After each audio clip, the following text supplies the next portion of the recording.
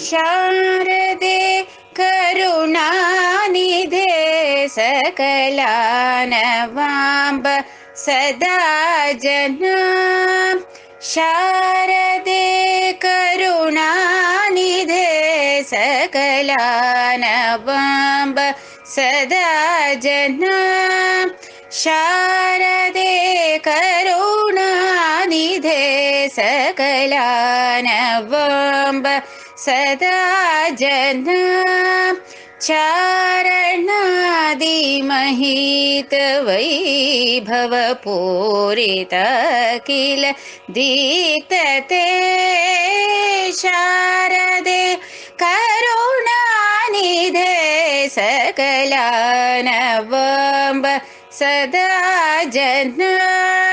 चारणादिमहित वैभवपूरित किल दीप्तते। शारदे करुणानिधे वर्मभूषण भूषिते वररत्नमौलि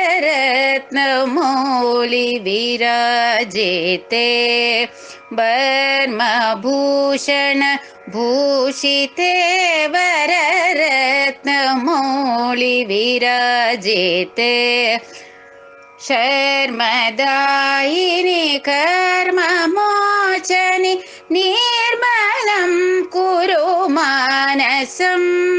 शर्मदायिनि कर्ममोचनि निर्मलं कुरु मानसम्। शारदे करुणानिधे सकलानवाम्ब सदा जना। हस्तसंहृत पुस्तकाक्षपटी सुधाघटमुद्रिके। हस्तसंहृत पुस्तकाक्षपटी सुधाघटमुद्रिके।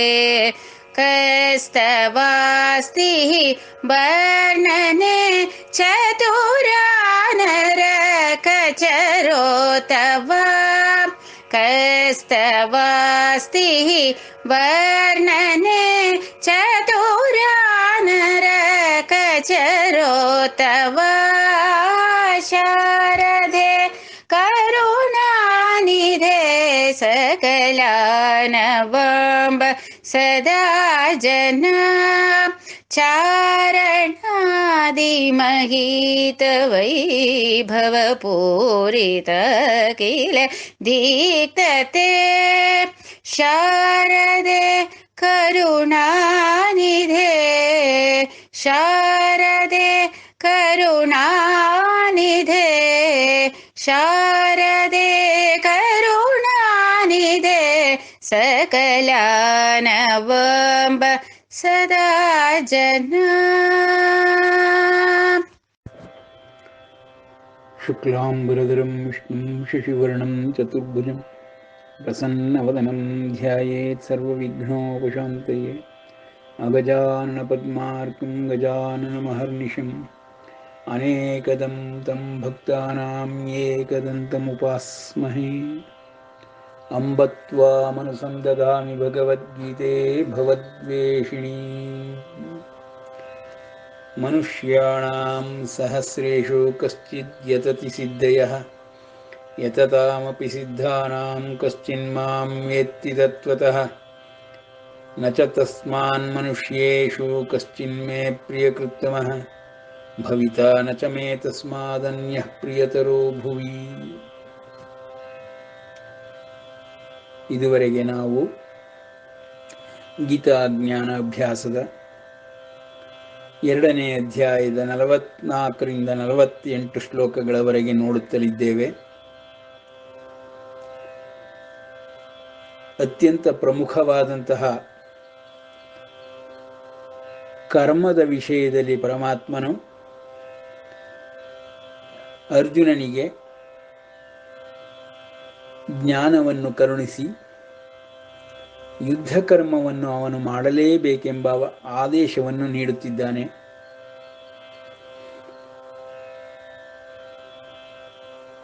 ಫಲದಲ್ಲಿ ಆಸಕ್ತಿಯನ್ನು ಇಟ್ಟುಕೊಳ್ಳಬೇಡ.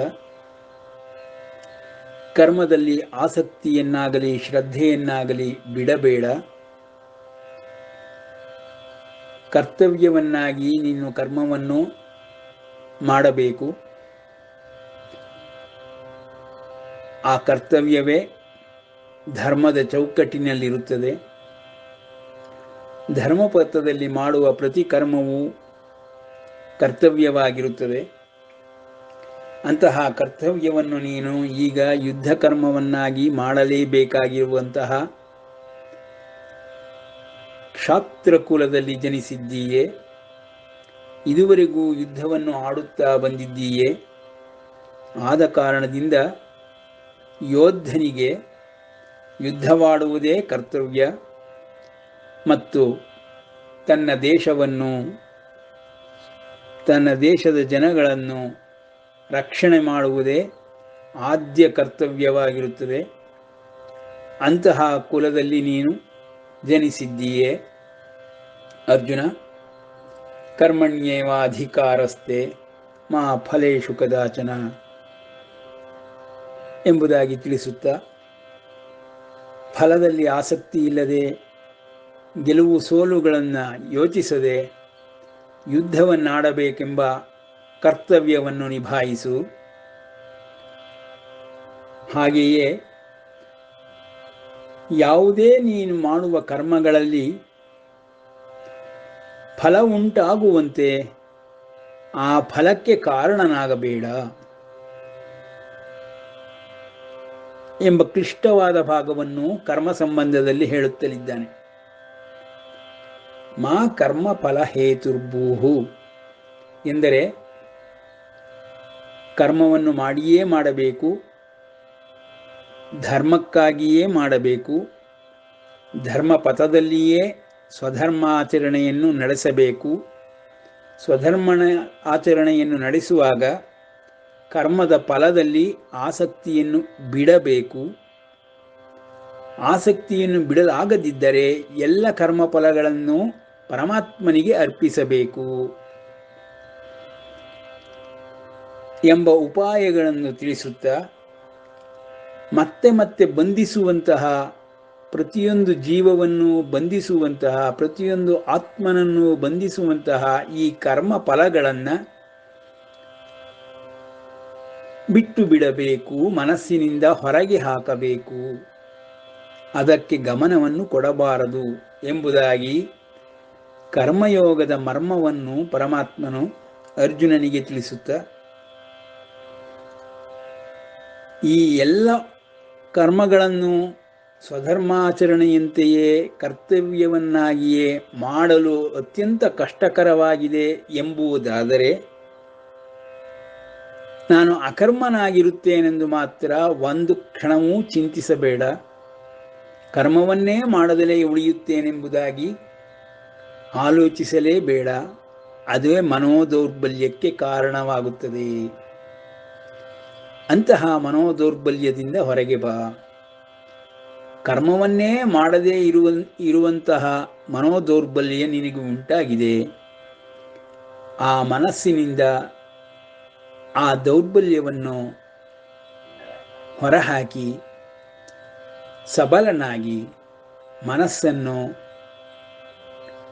ಯುದ್ಧದಲ್ಲಿ ನಿಯೋಜಿಸು, ಯುದ್ಧ ಕರ್ಮವನ್ನು ಮಾಡು. ಏಕೆಂದರೆ ಅರ್ಜುನ, ನಿನಗೆ ಯುದ್ಧವಾಡುವುದು ಸ್ವಧರ್ಮವೂ ಆಗಿದೆ. ಜನ್ಮ ಜನ್ಮಾಂತರಗಳಿಂದಲೂ ಬಂದಿರುವಂತಹ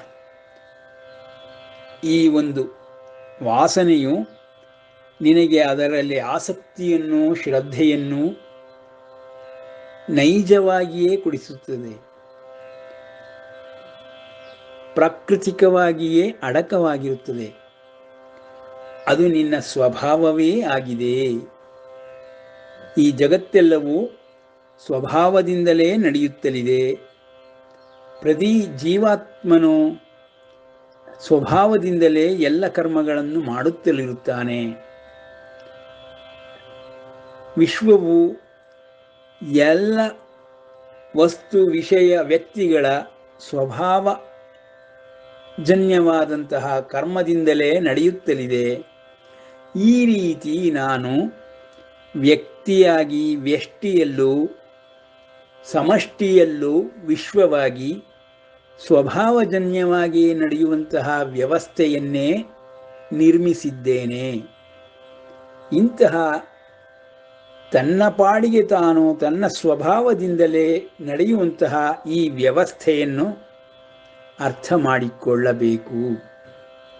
ಅರ್ಜುನ, ನೀನು ಧರ್ಮಯುದ್ಧವನ್ನು ಈಗ ಮಾಡಲೇಬೇಕಾಗಿದೆ. ಆದುದರಿಂದ ಅದನ್ನು ನಿನ್ನ ಸ್ವಧರ್ಮದ ಕರ್ತವ್ಯವೆಂದು ಭಾವಿಸಿ ಧರ್ಮಪಥದಲ್ಲಿ ಯುದ್ಧವನ್ನು ಆಡು. ಯುದ್ಧವಾಡುವ ಈ ಕರ್ಮವನ್ನು ಯೋಗವನ್ನಾಗಿಸು. ಯುದ್ಧ ಕರ್ಮವನ್ನೇ ಯೋಗವನ್ನಾಗಿ ಮಾಡು ಎಂಬುದಾಗಿ ಹೇಳುತ್ತಾನೆ ಪರಮಾತ್ಮ. ನೋಡಿ, ಕರ್ಮವೆಂದರೆ ಸಾಮಾನ್ಯವಾಗಿ ನಮಗೆ ಇರುವ ಜ್ಞಾನವೇನೆಂದರೆ ಲೌಕಿಕ ವಿಷಯ ವಸ್ತುಗಳಲ್ಲಿ ನಮ್ಮ ಆಸಕ್ತಿ ಮತ್ತು ಕರ್ಮಗಳು ಉಂಟಾಗುತ್ತಲೇ ಇರುತ್ತದೆ. ಪರಮಾತ್ಮನು ಹೇಳುತ್ತಿರುವಂತಹ ಬ್ರಹ್ಮವಿದ್ಯಾ ಆಧ್ಯಾತ್ಮ ಜ್ಞಾನದ ಪ್ರಕಾರ ಯೋಗವೆಂದರೆ ಆತ್ಮ ಪರಮಾತ್ಮನಲ್ಲಿ ಆಸಕ್ತಿ ಶ್ರದ್ಧೆಗಳನ್ನು ಹೊಂದಿ ಮಾಡುವ ಸಕಲ ಕರ್ಮಗಳನ್ನು ಯೋಗವೆಂಬುದಾಗಿ ವಿವರಣೆಯನ್ನು ಕೊಡುತ್ತಾನೆ. ಯೋಗದ ಸಿದ್ಧಾಂತವೇ ಆತ್ಮ ಪರಮಾತ್ಮ ಸಂಬಂಧವಾಗಿದೆ ಎಂಬುದಾಗಿ ಹೇಳುತ್ತಾನೆ. ಆದರೆ ಬಾಹ್ಯ ಪ್ರಪಂಚದಲ್ಲಿ ಕರ್ಮವನ್ನು ಮಾಡಬೇಕಾದ ಸಂದರ್ಭದಲ್ಲಿ ಕರ್ಮದ ಫಲದಲ್ಲಿ ಆಸಕ್ತಿಯನ್ನು ಇಡದೆ ಯೋಗ ಕರ್ಮವನ್ನು ಮಾಡಬೇಕೆಂಬುದಾಗಿ ಹೇಳುತ್ತಾನೆ. ಅದರ ಅರ್ಥವೇನೆಂದರೆ ಆತ್ಮ ಪರಮಾತ್ಮನೇ ಸಕಲ ಕರ್ಮಗಳನ್ನು ಮಾಡುತ್ತಲಿದ್ದಾನೆ ಎಂಬ ಭಾವವನ್ನು ಹೊಂದಿ ನಾನು ಈ ದೇಹ ಎಂಬ ಎರಡೂ ಭಾವಗಳನ್ನು ನಾಶ ಮಾಡಿ ಆತ್ಮ ಪರಮಾತ್ಮನು ಮಾಡುತ್ತಿರುವ ಈ ಕರ್ಮಗಳನ್ನು ಧರ್ಮಪಥದಲ್ಲಿ ಮಾಡಬೇಕಾದರೆ ಯೋಗವನ್ನು ಉಂಟು ಮಾಡಬೇಕು. ಈ ಅಹಂ ಎಂಬುದನ್ನು ಬಿಡಬೇಕು. ಆತ್ಮ ಪರಮಾತ್ಮರ ಯೋಗವನ್ನು ಉಂಟು ಮಾಡಬೇಕು. ಅದೇ ನಿಜವಾದ ಕರ್ಮಯೋಗ ಎಂಬುದಾಗಿ ಪರಮಾತ್ಮನು ಮಾ ಕರ್ಮ ಫಲ ಹೇತುರ್ಭೂಹು ಮಾತೆ ಸಂಗೋಸ್ತು ಅಕರ್ಮಣಿ. ಅಕರ್ಮಣಿಯಲ್ಲಿ ಅಂದರೆ ಕರ್ಮವೇ ಮಾಡುವುದಿಲ್ಲವೆಂಬುದರಲ್ಲಿ ನಿನ್ನ ಸಂಗವು ಉಂಟಾಗದೇ ಇರಲಿ. ಸಂಗವು ಉಂಟಾಗದೇ ಇರಲಿ ಅಂದರೆ ಅವನ ಮನಸ್ಸು ಬುದ್ಧಿಗಳು ಅಕರ್ಮದಲ್ಲಿ ಸಂಗವನ್ನು ಉಂಟು ಮಾಡಿಕೊಳ್ಳದೇ ಇರಲಿ ಎಂಬುದರ ಅರ್ಥ ಸೋಮಾರಿಯಾಗಬೇಡ. ಕರ್ಮವನ್ನು ಮಾಡಲೇಬೇಕು ಎಂಬುದಾಗಿ ಕರ್ಮಣ್ಯೇವಾಧಿಕಾರಸ್ತೆ ಮಾ ಫಲೇಷು ಕದಾಚನ ಮಾ ಕರ್ಮ ಫಲ ಹೇತುರ್ಭೂಹು ಮಾತೇ ಸಂಗೋಸ್ತ್ವ ಕರ್ಮಣಿ ಎಂಬ ಕರ್ಮದ ವ್ಯಾಖ್ಯಾನವನ್ನು ಬಹಳ ಪ್ರಮುಖವಾದ ವಿಷಯವನ್ನಾಗಿ ಪರಮಾತ್ಮನು ತಿಳಿಸುತ್ತಿದ್ದಾನೆ.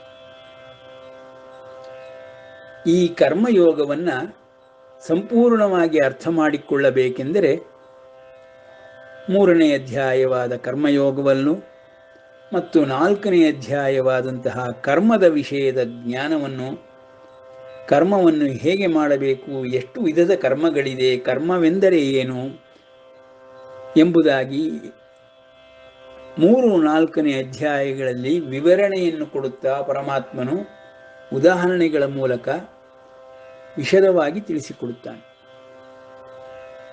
ಇಲ್ಲಿ ಒಂದೇ ಒಂದು ಶ್ಲೋಕದಲ್ಲಿ ಎಲ್ಲವನ್ನೂ ಅಡಗಿಸಿಟ್ಟು ಸೂತ್ರ ರೂಪದಲ್ಲಿ ಕರ್ಮಣ್ಯೇವಾಧಿಕಾರಸ್ತೆ ಮಾ ಫಲೇಷು ಕದಾಚನ, ಕರ್ಮದಲ್ಲಿ ಮಾತ್ರ ನಿನಗೆ ಅಧಿಕಾರವಿದೆ, ಈ ಸೃಷ್ಟಿಯ ವ್ಯವಸ್ಥೆಯೇ ಹಾಗಿದೆ, ಫಲದಲ್ಲಿ ನಿನಗೆ ಅಧಿಕಾರವಿಲ್ಲ, ಫಲದಲ್ಲಿ ಅಧಿಕಾರವೆಲ್ಲವನ್ನು ದೇವತಾದಿಗಳಿಗೆ ಸಿದ್ಧರಿಗೆ ಕೊಡಲ್ಪಟ್ಟಿದೆ. ಮಾನವಾದಿಗಳಾದ ಸಕಲ ಭೂತಗಳು ಕರ್ಮದಲ್ಲಿ ಅಧಿಕಾರವನ್ನು ಹೊಂದಿರುತ್ತಾರೆ. ಆದುದರಿಂದಲೇ ಮನುಷ್ಯ ಲೋಕದಲ್ಲಿ ಕರ್ಮದ ಸಿದ್ಧಿಯು ಬಹಳ ಬೇಗವಾಗಿ ಉಂಟಾಗುತ್ತದೆ. ಏಕೆಂದರೆ ಅವನು ಕರ್ಮದಲ್ಲಿ ಅಷ್ಟೇ ಆಸಕ್ತನಾಗಿ ಕರ್ಮವನ್ನು ಮಾಡಬೇಕು. ಅದರ ಫಲವು ತಕ್ಷಣವೇ ಸಿಕ್ಕುವುದಾದರೆ ಅಂತಹ ಕರ್ಮಫಲವು ದೇವತೆಗಳಿಂದ ತತ್ಕ್ಷಣದಲ್ಲಿಯೇ ಕೊಡಲ್ಪಟ್ಟಿದೆ ಎಂಬುದಾಗಿ ತಿಳಿದುಕೊಳ್ಳಬೇಕು. ಕರ್ಮಕ್ಕೂ ಫಲಕ್ಕೂ ಅಧಿಕಾರವನ್ನು ಬೇರೆ ಬೇರೆ ಮಾಡಿ ಪರಮಾತ್ಮನು ಇಲ್ಲಿ ತಿಳಿಸುತ್ತಲಿದ್ದಾನೆ. ಆ ಕಾರಣದಿಂದ ಯಾವುದಾದರೂ ಕರ್ಮವನ್ನು ನಾವು ಆಲೋಚನೆ ಮಾಡಿದರೆ ಆ ಕರ್ಮಕ್ಕೆ ಫಲವು ಆ ಕ್ಷಣದಲ್ಲಿಯೇ ನಮಗೆ ದೊರಕಿದರೆ ಆ ಫಲವು ದೇವತೆಗಳಿಂದ ಕೊಡಲ್ಪಟ್ಟಿದೆ ಎಂಬುದನ್ನು ನಾವು ತಿಳಿದುಕೊಳ್ಳಬೇಕು. ಅತಿ ಸೂಕ್ಷ್ಮತರದ ಮಧ್ಯದಲ್ಲಿ, ಕರ್ಮಕ್ಕೂ ಫಲಕ್ಕೂ ಮಧ್ಯದಲ್ಲಿ ಈ ವ್ಯವಸ್ಥೆಯು ಕಾರ್ಯನಿರ್ವಹಿಸುತ್ತಿದೆ. 1 ಸೆಕೆಂಡ್ ಎಂಬುದಾಗಿ ನಾವು ಹೇಳುವುದಾದರೆ ಸ್ಪ್ಲಿಟ್ ಆಫ್ ಎ ಸೆಕೆಂಡಿನಲ್ಲಿ ಇಷ್ಟೂ ನಡೆದು ಹೋಗುತ್ತದೆ. ಕರ್ಮವನ್ನು ಮಾಡುತ್ತಿರುವ ಪ್ರತಿ ವ್ಯಕ್ತಿಗೂ ಕರ್ಮದ ಫಲವು ದೇವತೆಗಳಿಂದ ಕೊಡಲ್ಪಡುತ್ತಿರುತ್ತದೆ. ಈ ರೀತಿಯ ವ್ಯವಸ್ಥೆಯನ್ನು ಪರಮಾತ್ಮನು ವರ್ಣಿಸುತ್ತಿದ್ದಾನೆ. ದೇವತಾದಿಗಳು ಸಿದ್ಧಾದಿಗಳ ಎಲ್ಲರಿಗೂ ಅಂತಹ ಫಲವನ್ನು ಕೊಡುವಂತಹ ಒಂದು ವ್ಯವಸ್ಥೆಯನ್ನು ಮಾಡಿಟ್ಟಿದ್ದಾನೆ ಪರಮಾತ್ಮನು. ಆದುದರಿಂದ ಮನುಷ್ಯನಾಗಿರುವಂತಹ ಅರ್ಜುನನಿಗೆ ಮನುಷ್ಯನಂತೆ ಭೂತಾದಿಗಳ ಎಲ್ಲರಿಗೂ ಏನಪ್ಪ ಎಂದರೆ ಕರ್ಮದಲ್ಲಿ ಅಧಿಕಾರ ಮಾತ್ರವಿದೆ, ಫಲದಲ್ಲಿ ಅಧಿಕಾರವಿಲ್ಲ. ನಮಗೆ ಲೋಕಾರೂಢಿಯಲ್ಲಿ ಕಾಣುವಂತೆ ಪ್ರತಿ ಕರ್ಮಕ್ಕೂ ಫಲವನ್ನು ನಾವು ತತ್ಕ್ಷಣದಲ್ಲಿಯೇ ಅನುಭವಿಸುತ್ತಿರುತ್ತೇವೆ. ಹೇಗೆ ಕರ್ಮಕ್ಕೂ ಫಲಕ್ಕೂ ಭೇದವಿದೆ, ಮಧ್ಯದಲ್ಲಿ ಹೇಗೆ ವ್ಯವಸ್ಥೆ ಕಾರ್ಯನಿರ್ವಹಿಸುತ್ತಿದೆ ಎಂಬುದರ ಯೋಚನೆಗೆ ನಾವು ಹೋಗುವುದಿಲ್ಲ.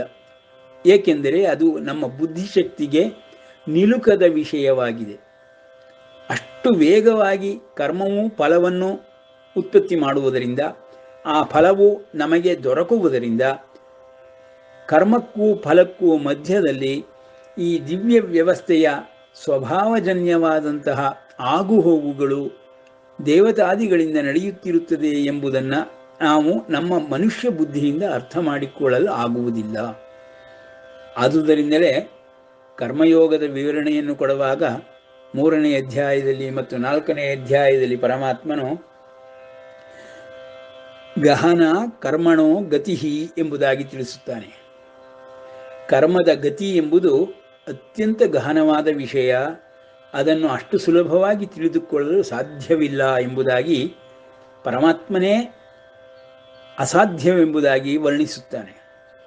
ಕರ್ಮದ ಗತಿಯ ವಿಷಯದಲ್ಲಿ ಅದೇ ಮಾತುಗಳನ್ನು ಇಲ್ಲಿ ಕರ್ಮ ಮತ್ತು ಫಲಗಳನ್ನು ಬೇರೆ ಮಾಡುವುದರ ಮೂಲಕವಾಗಿ ಅಧಿಕಾರವನ್ನು ಸಕಲ ಮರ್ತ್ಯಲೋಕದ ಪ್ರಾಣಿಗಳಿಗೂ ಕರ್ಮದ ಅಧಿಕಾರವನ್ನು ಮತ್ತು ಫಲವನ್ನು ಕೊಡುವಂತಹ ಅಧಿಕಾರವನ್ನು ದೇವಾದಿ ಲೋಕಗಳ ದೇವತಾ ಸಿದ್ಧ ಪುರುಷಾದಿಗಳಿಗೆ ಕೊಟ್ಟಿರುತ್ತಾನೆ. ಈ ರೀತಿ ವ್ಯವಸ್ಥೆಯನ್ನು ಪರಮಾತ್ಮನು ಮಾಡಿದ್ದಾನೆ ಎಂಬುದಾಗಿ ಈ ಶ್ಲೋಕದ ತತ್ವಾರ್ಥ. ಆ ಕಾರಣದಿಂದ ನೀನು ಫಲವು ನಾನು ಮಾಡಿದಂತೆ ಸಿಕ್ಕುವುದಿಲ್ಲವಲ್ಲ ಎಂಬ ಕಾರಣಕ್ಕಾಗಿ ಕರ್ಮವನ್ನು ಯಾವುದಾದರೂ ರೀತಿಯಲ್ಲಿ ಮನಸ್ಸಿಲ್ಲದ ಅನ್ಯಮನಸ್ಕನಾಗಿ ಮಾಡುವಂತಿಲ್ಲ. ಅದರಲ್ಲಿ ಶ್ರದ್ಧೆ ಮತ್ತು ಆಸಕ್ತಿಗಳನ್ನು ಕರ್ಮ ಮಾಡುವುದರಲ್ಲಿ ಪೂರ್ಣವಾಗಿ ಇಟ್ಟುಕೊಂಡೇ ಕರ್ಮವನ್ನು ಮಾಡಬೇಕು. ಆ ಫಲವು ನಿನಗೆ ಬರಲಿ ಬರದೇ ಇರಲಿ, ಕರ್ಮವನ್ನು ಮಾತ್ರ ಆಸಕ್ತಿಯಿಂದ ಮಾಡಬೇಕು ಎಂಬುದಾಗಿ ತಿಳಿಸುತ್ತಿದ್ದಾನೆ. ಇದು ಹೇಗಪ್ಪ ತಿಳಿದುಕೊಳ್ಳುವುದು ಅಂದರೆ ಒಂದು ಉದಾಹರಣೆಯ ಮೂಲಕ ತಿಳಿದುಕೊಳ್ಳಬಹುದು. ನೋಡಿ, ಕೃಷಿ ಕಾರ್ಯವನ್ನು ಮಾಡುವಂತಹ ಯಾವುದೇ ವ್ಯಕ್ತಿಯಾಗಿರಲಿ ತನಗೆ ಬೇಕಾದಂತಹ ಫಲವನ್ನು ಪಡೆದುಕೊಳ್ಳುವುದಕ್ಕೋಸ್ಕರವಾಗಿ ಆಯಾಯ ಫಲಗಳ ಬೀಜಗಳನ್ನು ಶೇಖರಿಸಿ ತಂದು ಭೂಮಿಯಲ್ಲಿ ಕೃಷಿ ಮಾಡಿ ಅದನ್ನು ಬಿತ್ತುತ್ತಾನೆ. ಬಿತ್ತಿದ ಒಡನೆಯೇ ಆ ಬೀಜಗಳು ಮೊಳಕೆಯೊಡೆದು ಸಸ್ಯವಾಗಿ ಬೆಳೆಯುತ್ತದೆಯೇ ಹೊರತು ಫಲವನ್ನು ಕೊಡುವುದಿಲ್ಲ. ಅವನಿಗೆ ಬೇಕಾದ ಫಲವು ಆ ಬೀಜದಿಂದ ದೊರಕುತ್ತದೆ ಎಂಬ ಯಾವುದೇ ರೀತಿಯ ಖಾತರಿಯೂ ಇರುವುದಿಲ್ಲ. ಆದರೂ ಕೃಷಿ ಮಾಡುವಂತಹ ಕೃಷಿಕನು ಆ ಬೀಜವನ್ನು ತನಗೆ ಫಲ ಬರುವುದು ಯಾವಾಗ ಎಂಬುದು ತಿಳಿಯದೆ ಹೋದರೂ, ಅಥವಾ ಮೊದಲೇ ಹಿಂದಿನಿಂದ ಹಿರಿಯರು ಮಾಡಿಕೊಂಡು ಬಂದಿರುವಂತಹ ಆ ಕರ್ಮಫಲದ ವಿಷಯದಲ್ಲಿ ಜ್ಞಾನ ಉಂಟಾಗಿದ್ದರೂ, ಅವನು ಮಾಡುತ್ತಿರುವ ಕಾರ್ಯದಲ್ಲಿ ತನಗೇ ಆ ಫಲ ಸಿಕ್ಕುವುದೆಂಬ ಯಾವ ಖಾತರಿಯೂ ಇಲ್ಲ. ಆದರೂ ನೀನು ಕೃಷಿ ಕಾರ್ಯವನ್ನು ಶ್ರದ್ಧೆ ಆಸಕ್ತಿಗಳಿಂದ ಫಲವು ನಿನಗೇ ದೊರಕಬಹುದು ಎಂಬಂತೆ ಮಾಡಬೇಕು. ಶ್ರದ್ಧಾ ಆಸಕ್ತಿಗಳನ್ನು ಕರ್ಮದಲ್ಲಿ ಇಡಬೇಕು. ಆಯಾ ಆ ಕಾಲದಲ್ಲಿ, ಬಿತ್ತುವ ಕಾಲದಲ್ಲಿ, ಬೆಳೆಸುವ ಕಾಲದಲ್ಲಿ ಅದಕ್ಕೆ ಸರಿಯಾದ ಮಣ್ಣು, ಗೊಬ್ಬರ, ನೀರು ಎಲ್ಲವನ್ನು ಕಾಲ ಕಾಲಕ್ಕೆ ಕೊಡುವಂತಹ ಕರ್ಮವನ್ನು ಶ್ರದ್ಧಾಸಕ್ತಿಗಳಿಂದ ಮಾಡಬೇಕು. ಆಗ ಅವನು ಶ್ರದ್ಧಾ ಆಸಕ್ತಿಗಳನ್ನು ಕರ್ಮದಲ್ಲಿ ತೋರಿಸದೆ ಹೋದರೆ ಅದು ಸಸಿಯಾಗಿ ಬೆಳೆಯುವುದೇ ಇಲ್ಲ, ಮೇಲೆ ಬರುವುದೇ ಇಲ್ಲ, ಫಲಕಾರಿಯಾಗುವುದೇ ಇಲ್ಲ. ಹಾಗಾಗಿ ಅವನು ಮಾಡುವ ಆ ಕರ್ಮವನ್ನು ಶ್ರದ್ಧಾಸಕ್ತಿಗಳಿಂದಲೇ ಮಾಡಬೇಕು.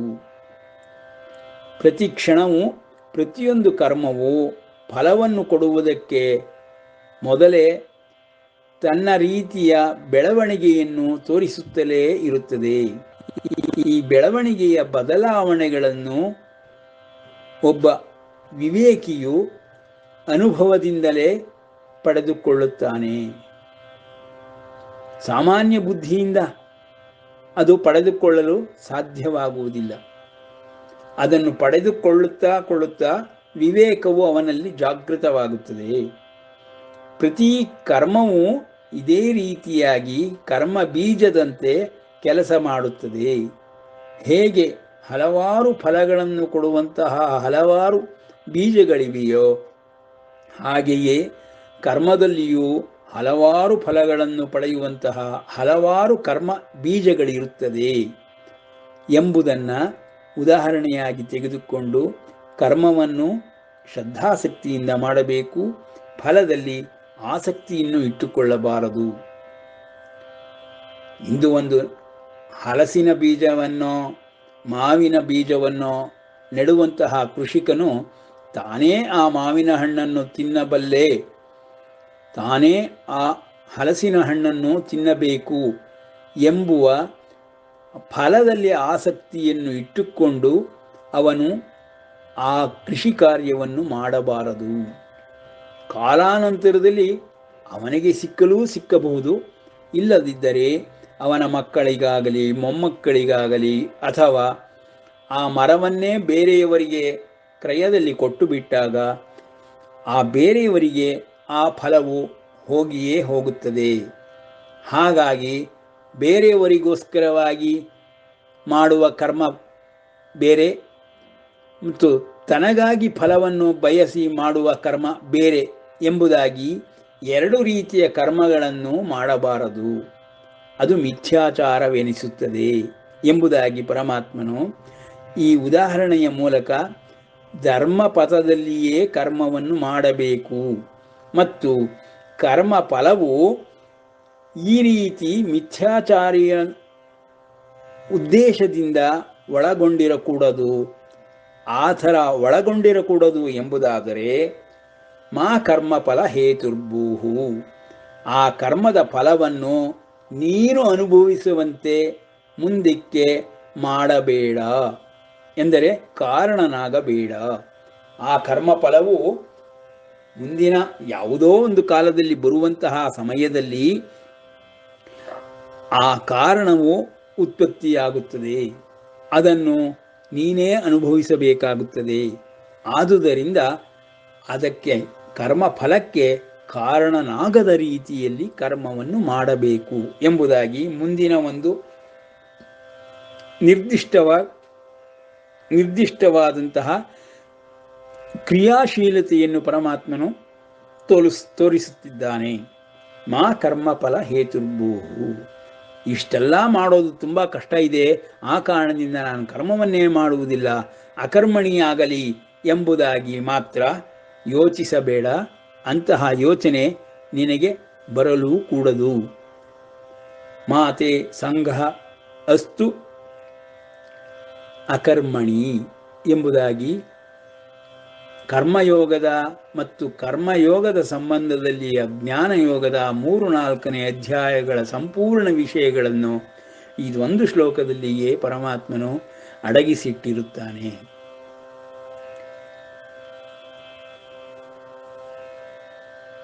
ಯೋಗಸ್ಥಃ ಕುರು ಕರ್ಮಾಣಿ ಸಂಗಂ ತ್ಯಕ್ತ್ವಾ ಧನಂಜಯ ಸಿದ್ಧ ಅಸಿದ್ಧ್ಯೋ ಸಮೋ ಭೂತ್ವಾ ಸಮತ್ವಂ ಯೋಗ ಉಚ್ಯತೆ. ಯೋಗಸ್ಥ ಕುರು ಕರ್ಮಾಣಿ, ಯೋಗಸ್ಥನಾಗಿ, ಹಿಂದಿನ 2 ಶ್ಲೋಕಗಳಲ್ಲಿ ಹೇಳಬೇಕಾದಾಗ ನಿತ್ಯ ಸತ್ವಸ್ಥ ಎಂಬುದಾಗಿ ಹೇಳಿದ್ದ ಪರಮಾತ್ಮನು ಈಗ ಯೋಗಸ್ಥ ಎಂಬ ಪದವನ್ನು ಪ್ರಯೋಗ ಮಾಡುತ್ತಿದ್ದಾನೆ. ಯೋಗಸ್ಥ ಕುರು ಕರ್ಮಾಣಿ, ಕರ್ಮಗಳನ್ನು ಮಾಡುವ ಸಂದರ್ಭದಲ್ಲಿ ಯೋಗಸ್ಥನಾಗಿ ಕರ್ಮಗಳನ್ನು ಮಾಡಬೇಕು. ಯೋಗಸ್ಥನಾಗಿ ಎಂಬುದರ ಅರ್ಥವೇನು ಎಂದರೆ, ಸೂತ್ರ ರೂಪದಲ್ಲಿ ಕೊಟ್ಟಿರುವಂತಹ ಈ ಒಂದು ಪದದಲ್ಲಿ ಪರಮಾತ್ಮನು ಯೋಗಸ್ಥ ಕುರು ಕರ್ಮಾಣಿ ಎಂಬುದಾಗಿ ಹೇಳುವುದರ ಮೂಲಕ ಕರ್ಮವು, ಯಾವುದೇ ಕರ್ಮವು ಯೋಗದ ಆಧಾರದ ಮೇಲೆಯೇ ಮಾಡಲ್ಪಡಬೇಕು. ಯಾವ ಯೋಗ? ಆತ್ಮ ಪರಮಾತ್ಮರ ಯೋಗ ಉಂಟಾಗಿರಬೇಕು.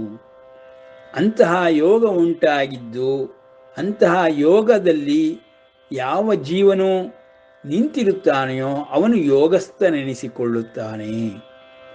ಯೋಗಸ್ಥ ಎಂದರೆ ಯೋಗಾರೂಢ ಎಂಬುದಾಗಿ ಮುಂದಿನ ಅಧ್ಯಾಯಗಳಲ್ಲಿ ಪರಮಾತ್ಮನು ಧ್ಯಾನ ಯೋಗದ ಸಂದರ್ಭದಲ್ಲಿ ತಿಳಿಸುತ್ತಾನೆ. ಧ್ಯಾನ ಯೋಗ 6ನೇ ಅಧ್ಯಾಯ.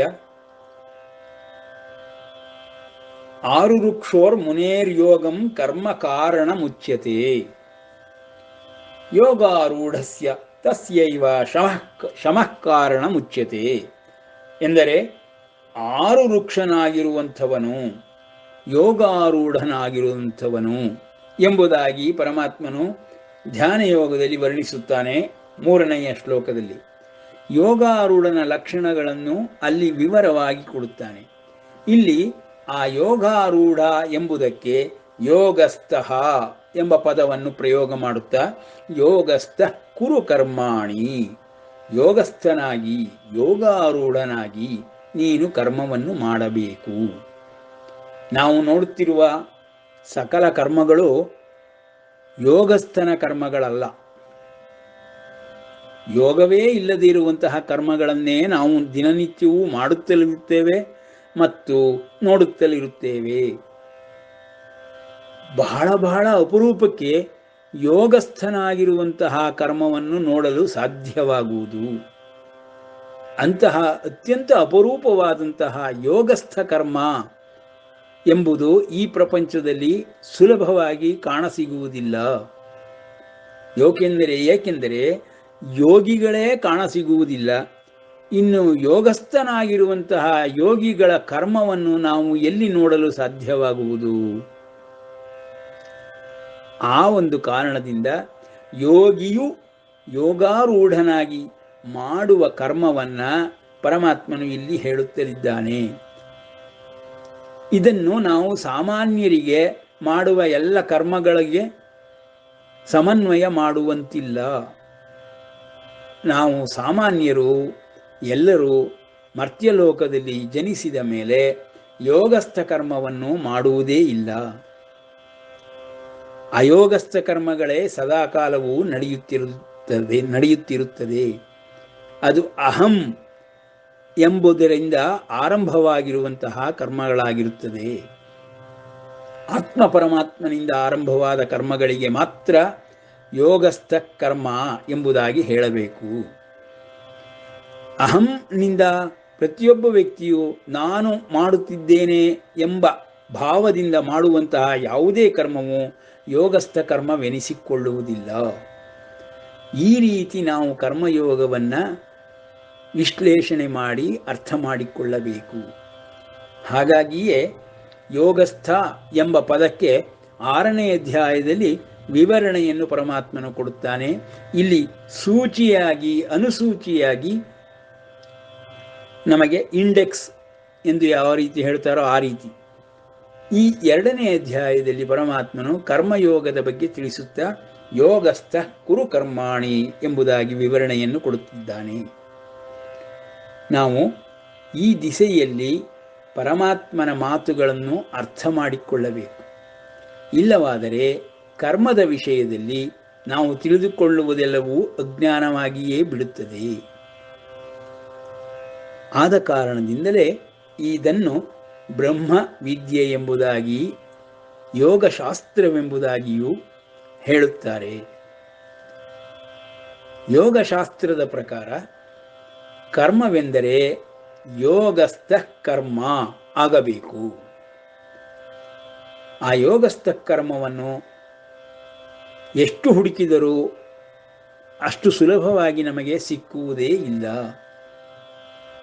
ಅದು ಯೋಗಿಗಳ ಕರ್ಮವಾಗಿರುತ್ತದೆ. ಯೋಗಾರೂಢನಾಗಿ ಆ ಕರ್ಮವನ್ನು ಮಾಡುತ್ತಲಿರುತ್ತಾನೆ ಎಂಬುದಾಗಿ ಪರಮಾತ್ಮನು ಕರ್ಮಯೋಗದ ಮರ್ಮಗಳನ್ನು ತಿಳಿಸುತ್ತಲಿದ್ದಾನೆ. ಇಂದು ಇಲ್ಲಿಗೆ ನಿಲ್ಲಿಸಿರೋಣ. ಶ್ರೀಕೃಷ್ಣಾರ್ಪಣಮಸ್ತು.